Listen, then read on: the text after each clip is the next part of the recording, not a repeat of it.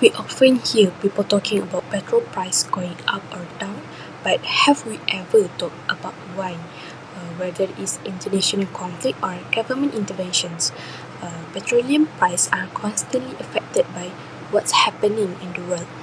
So let's look at two situations that show this clearly. For global, during the Russia-Ukraine war, oil supply dropped drastically.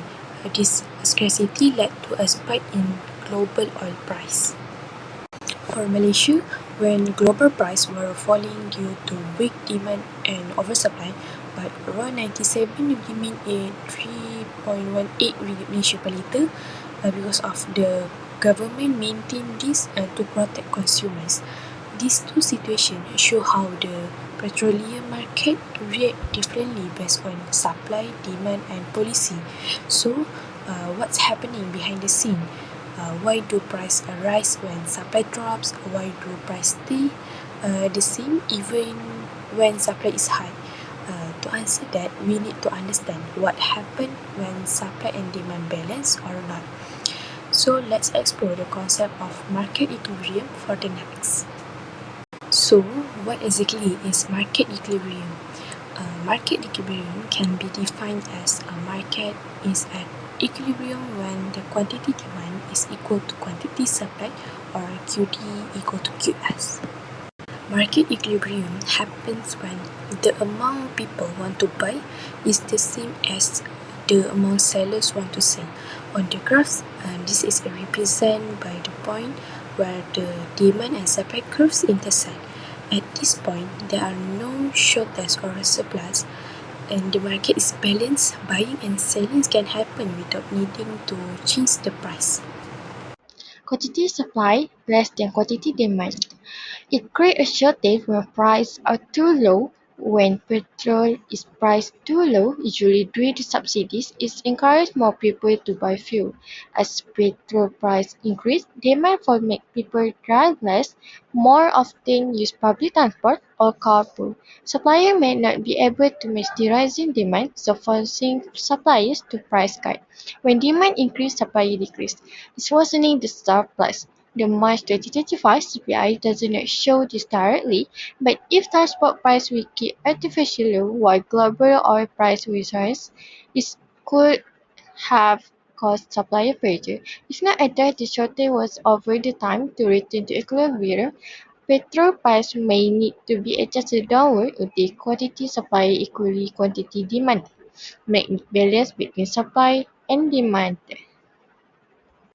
Quantity supplies more than quantity demand lead to surplus when petrol supply exceeds demand, especially strong ongoing demand.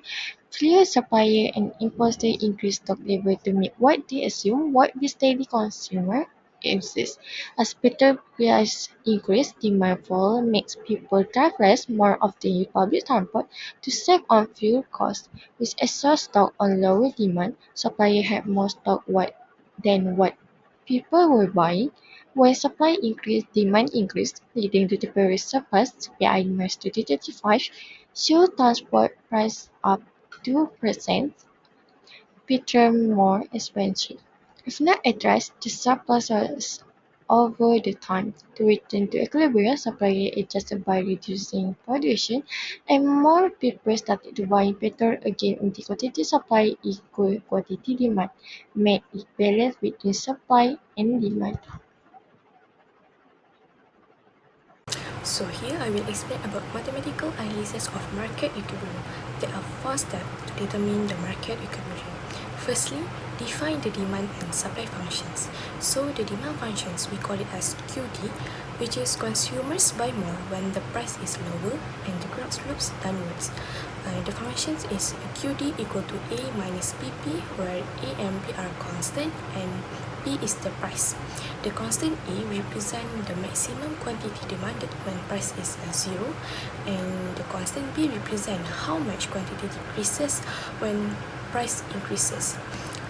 For next is supply functions, we call it as QS, which is producers sell more when the price is higher and the graph slopes upwards. The functions is QS equal to C plus DP, where C and D are constant and P is the price. The constant C represent base supply when price is zero, and the constant D represent how much quantity increases when price increases. Second, set quantity demanded equal to quantity supply, QD equal to QS. At equilibrium, quantity demanded equal to quantity supply. So set both equations equal, where A minus BP equal to C plus DP. For the third is solve for the equilibrium price, PE. We go through step by step. Firstly, move constant to one side, A minus C equal to PP plus DP. Next, combine like terms A minus C equal to in bracket B plus D times P, and solve for PE. PE equal to A minus C divided by D plus P. For the last step is find the equilibrium quantity, QE. Once have PE, just now substitute it into either the demand or supply functions. If using demand, QE equal to E minus BPE, or if using supply, QE equal to C plus DPE. Both should give the same result.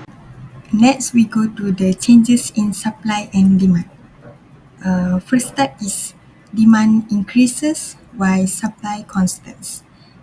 As we know, as global economic activity expands, driven by increased industrial output and a surge in vehicle usage, the demand for petroleum continues to rise sharply. However, the supply of petroleum remains relatively constant due to several limiting factors, including production quotas set by OPEC+, infrastructure bottlenecks, and ongoing geopolitical tensions in key oil-producing regions. This imbalance between rising demand and stable supply causes the demand curve to shift to the right, while the supply curve stays fixed. In terms of market equilibrium, this results in both a higher equilibrium price and a higher equilibrium quantity. Specifically, the price of petroleum increased from its original level P0 to a new higher level P1, while the quantity traded in the market rises from Q0 to Q1. This illustrates a classic case of demand-driven price and quantity increases in a market where supply cannot immediately adjust. Next, for second type, which is when the demand for raw saving later decrease while supply remain constant. One key reason is the growing adoption of electric cars, which reduce consumers' reliance on petrol. However, since fuel production remains steady, supply does not change. This mismatch leads to excess supply in the market, causing the price of around 97 petrol falls. As a result, the demand curve shifts to the left while supply curve remains unchanged, leading to a decrease in the equivalent price from P0 to P1, as you can see in the graph. For example, around 97 price fell from 3.47 ringgit to 3.33 ringgit per liter between March 2024 and March 2025, and also a decrease in the equilibrium quantity from Q0 to Q1. For the next type, which is supply increase but demand remain constant. This might happen when the refinery output increase, for example, due to new upgrades or expansion in local refineries that boost petrol production. Meanwhile, demand remains constant since consumer behavior and usage pattern remain unchanged. This leads to this leads to a situation where supply outpaces demand, creating a surplus and causing the price to drop.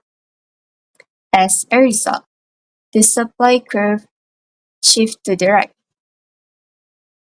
where this leads to a decrease in the equilibrium price, moving from P0 to P1.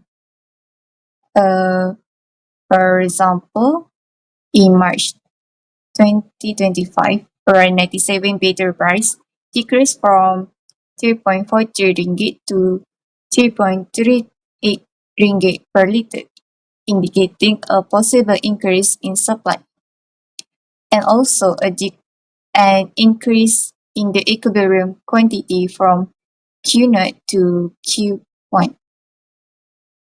Next, supply increase while demand decrease. As we know, right now, the petroleum market is seeing big changes in both supply and demand.